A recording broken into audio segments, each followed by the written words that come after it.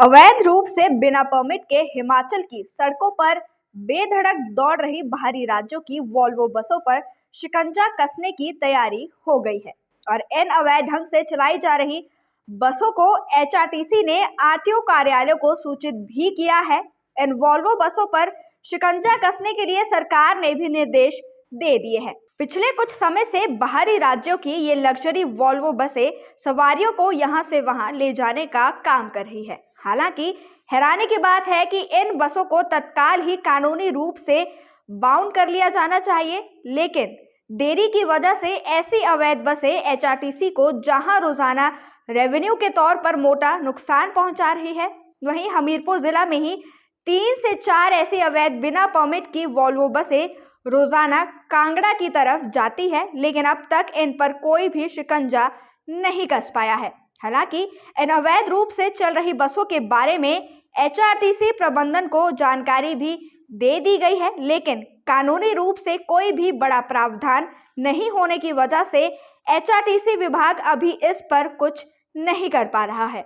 बसों को बाउंड करने की पावर क्षेत्रीय परिवहन अधिकारी के पास है, लिहाजा अब उसी के साथ मिलकर इन बसों पर शिकंजा कसा जाएगा।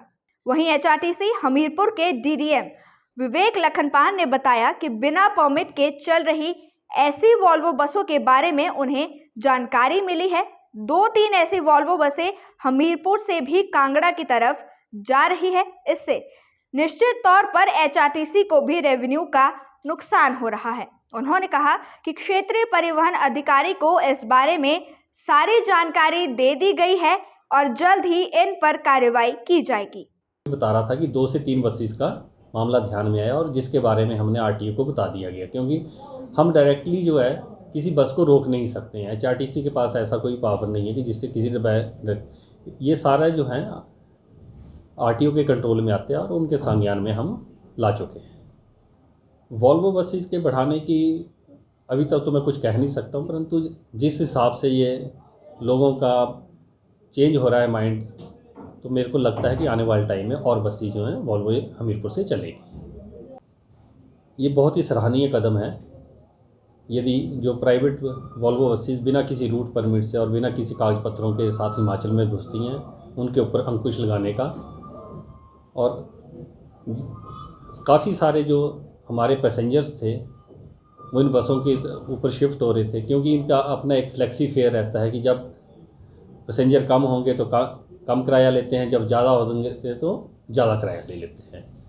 परंतु जो अब सरकार ने नोटिफिकेशन निकाली और उनकी गाइडलाइंस आई हैं, तो हम ये पूर्ण रूप से आश्वस्त हैं कि इनके ऊपर अंकुश लगेगा।